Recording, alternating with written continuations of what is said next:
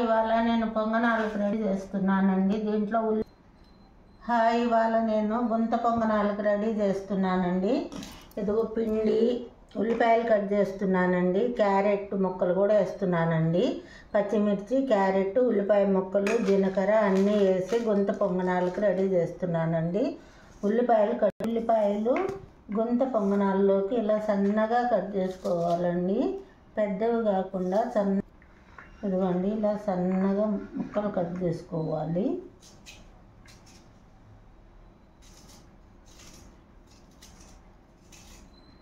ఇలా సన్నగా కట్ చేసుకుంటే బాగుంటుందండి. గుంత పొంగనాల్లోకి పెద్దవిగా ముక్కలు కట్ చేసుకోకూడదండి.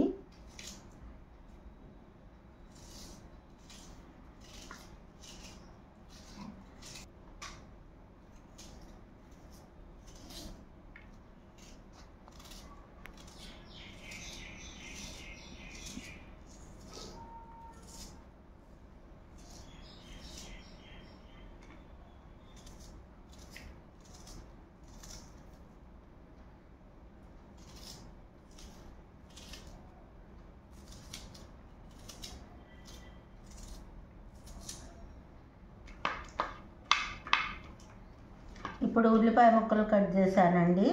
ఇప్పుడు పచ్చిమిర్చి కట్ చేస్తున్నానండి. ఇది ఇట్లా మధ్య కట్ చేసుకొని సన్నగా కట్ చేసేసుకోవాలండి.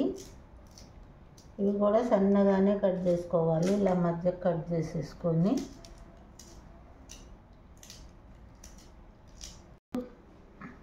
ఇప్పుడు క్యారెట్ తురుముతున్నానండి. దీని మీద చక్కగా వచ్చేస్తుందండి. సన్నగా తరుక్కోవాలండి క్యారెట్. ఇప్పుడు క్యారెట్ ముక్కలు కట్ చేస్తున్నానండి. ఇప్పుడు నేను క్యారెట్ ముక్కలు తురుముతున్నానండి.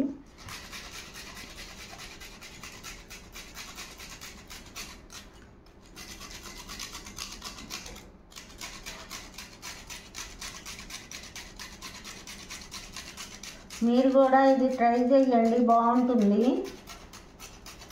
ఈ రెసిపీ బాగుంటుందండి, మీరు కూడా తయారు చేసుకోండి. ఆయిల్ దీనికి తక్కువ పడుతుందండి. ఇది హెల్దీ ఫుడ్ అండి, మీరు కూడా ట్రై చేయండి. పిల్లలకు కూడా చాలా మంచిదండి. గుంత పొంగనాలు సాయంత్రం పూట స్నాక్స్కి బాగుంటుందండి. దీంట్లో కోడిగుడ్డు కూడా బాయిల్ చేసి ఉడకబెట్టేసుకోవచ్చండి. అది మన ఇష్టము. కోడిగుడ్డు తినేవాళ్ళు కోడిగుడ్డు అలా చేసుకోవచ్చండి. ఈ తర్వాత చూపిస్తానండి కోడిగుడ్డు బాయిల్ చేసింది.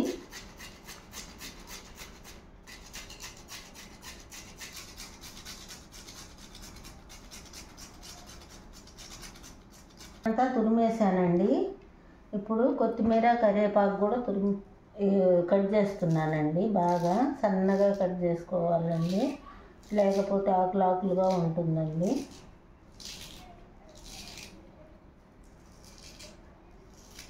సన్నగా కట్ చేసేసానండి. ఇప్పుడు కరివేపాకు కూడా అట్లాగే కట్ చేసుకోవాలండి.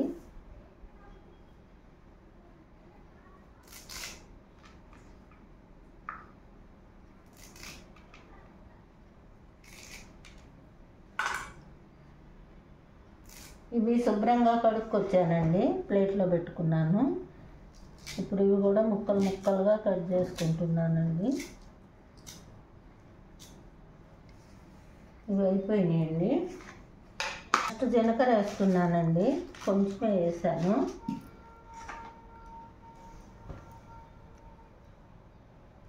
తర్వాత కొత్తిమీర, కరివేపాకు వేస్తున్నానండి.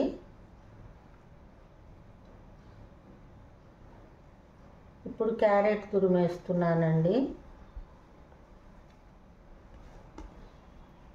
ఇప్పుడు ఉల్లిపాయ ముక్కలు వేస్తున్నానండి.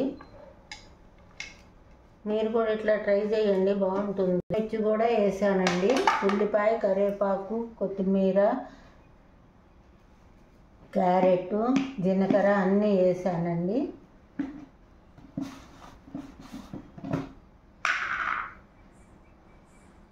కొంచెం పసుపు వేస్తున్నానండి.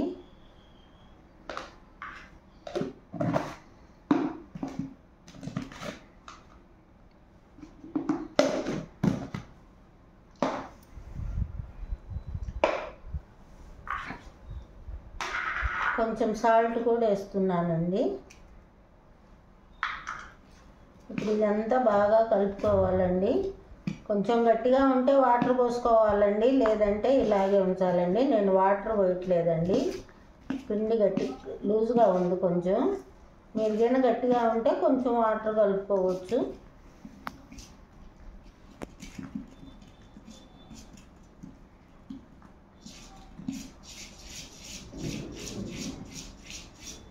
ఇంకొంచెం పసుపు వేస్తున్నానండి, చాలలేదు, కొంచెం వేసానండి పసుపు.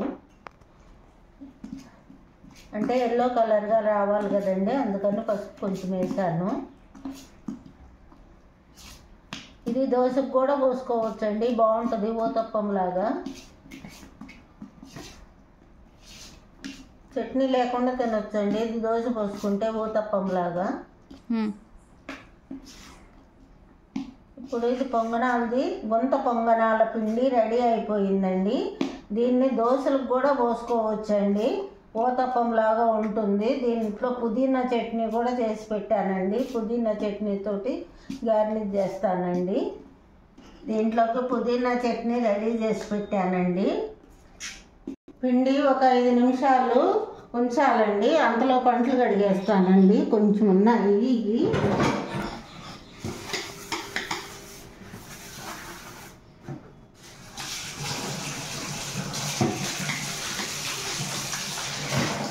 వేసుకుంటామండి. తర్వాత నిండిన తర్వాత పడేస్తామండి, ఉత్త కాగితాలు అవన్నీ.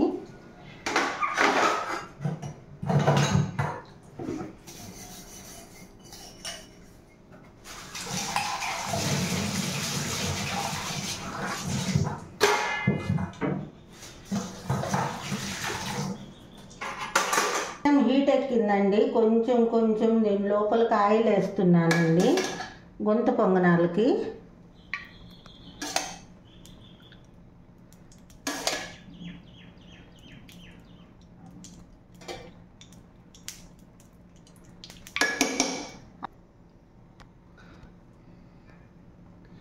ఇప్పుడు ఆయిల్ వేడెక్కిందండి, అంటే కొంచెం వెల్తిగా వేస్తే పొంగుతుందండి, అందుకని కొంచెం వెల్తిగా వేస్తున్నానండి.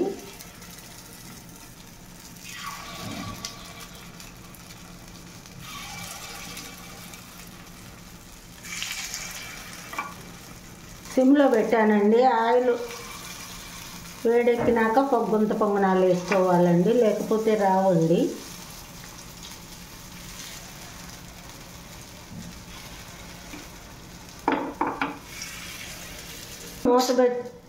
ఇప్పుడు మూత పెట్టి 5 మినిట్స్ సిమ్లో ఉంచుదామండి.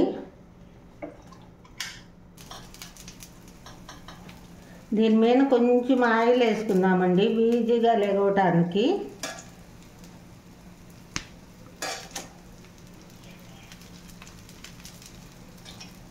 కొంచెమే వేసుకోవాలండి. ఇప్పుడు ఈ ఉడికినాయో లేదో చూద్దామండి, మూత తీసానండి. ఇప్పుడు ఈ తిరగేస్తానండి, దీంతో కాదు స్పూన్తో తిరగేస్తానండి.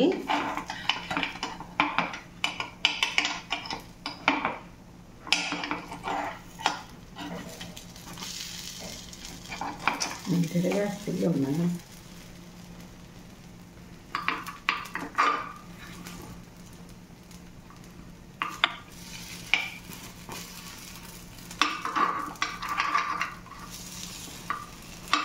ఇలా తిరగేసుకోవాలండి.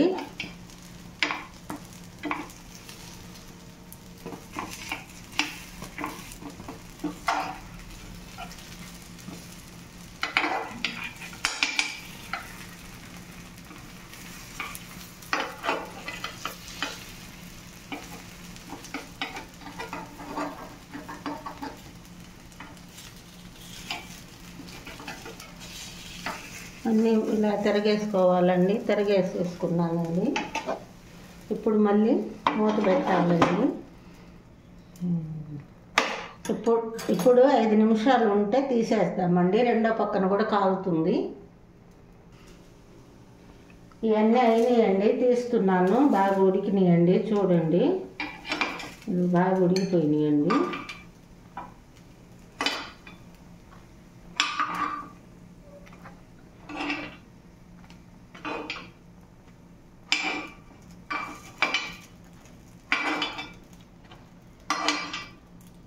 బాగా ఉడికిపోయినండి.